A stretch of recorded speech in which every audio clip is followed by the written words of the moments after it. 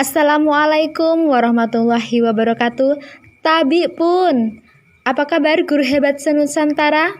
Tentunya kita semua dalam keadaan sehat sentausa. Kalau makan jangan berserakan, jagalah dapur biar tak berantakan. Jangan bosan dengan pendidikan, karena saya akan memaparkan. Saya Parti, CGP Angkatan 6, Kabupaten Lampung Timur. Bagaimanakah perasaan Bapak Ibu setelah mengikuti elaborasi pemahaman pendidikan guru penggerak? Apakah menyenangkan, apakah membosankan, atau apakah akan melakukan perubahan? Yang pasti, setiap orang mengalami perasaan hal yang berbeda-beda. Tetapi saya yakin pasti ada salah satu perubahan, pergerakan kemajuan di dalam pikiran dan hati kita untuk memajukan pendidikan. Di sini saya akan merefleksikan dan menyimpulkan yang terkait pemikiran pendidikan Ki Hajar Dewantara menurut pemahaman saya. Sebelum saya mempelajari modul ini, saya memiliki mindset bahwa peserta didik saya harus menguasai semua materi. Peserta didik harus patuh terhadap guru, di mana guru adalah pusat pembelajaran, karena saya masih menganut teacher center learning. Kemudian, saya mengutamakan kognitif anak.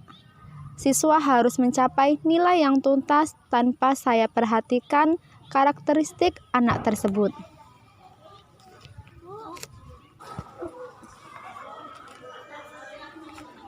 Ketika saya mengutamakan kognitif anak, peserta didik harus mencapai nilai yang tuntas, tanpa saya berpikir bagaimana cara saya untuk memerdekakan peserta didik tersebut. Pada waktu itu saya belum berpikir ke arah sana. Maunya mereka belajar seperti apa, caranya bagaimana. Jadi saya belum memikirkan. Padahal seandainya jika belajar dengan cara bermain, anak pun bisa, seperti mengajak anak bermain tanah atau pasir di halaman sekolah untuk menggambar peta. Dengan begitu, anak-anak akan happy, akan bahagia, akan senang. Mereka bermainnya dapat, belajarnya dapat, dan mereka bahagia sesuai dengan kodratnya. Ada beberapa hal yang merubah pemikiran saya setelah saya mempelajari modul ini. Di antaranya satu, saya berubah mindset saya bahwa guru adalah bukan sumber belajar yang utama, di mana murid dan lingkungan yang ada semuanya adalah sumber belajar. Kemudian, saya sebagai pendidik harus bisa menuntun peserta didik sesuai dengan kodratnya dan lebih memerdekakannya. Ketika kita mengetahui anak didik kita tidak bersemangat atau tidak menonjol pada bidang tertentu, kita harus cari tahu apa yang menjadi penyebabnya.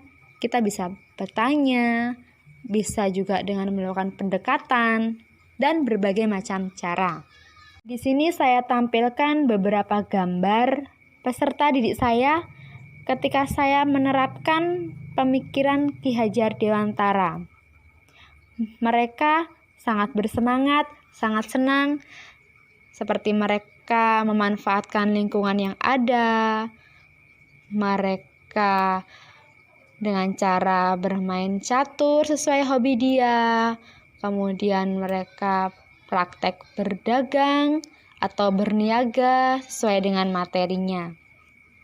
Apakah pembelajaran pada hari ini menyenangkan? Kenapa menyenangkan? Karena saya bisa merasakan menjadi Rugi apa untung? alhamdulillah selama ini saya sudah menjadi. Alhamdulillah, terima kasih. Apa yang bisa segera saya terapkan agar mencerminkan pemikiran Ki Hajar Dewantara? Saya membuat kesepakatan kelas bersama murid. Pendidik harus lebih bersikap among dalam menuntun anak didiknya.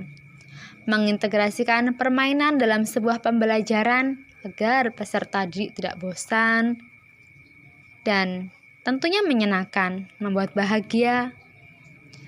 Kemudian saya menerapkan student center learning, di mana tidak berpusat terhadap guru, melainkan berpusat terhadap siswa.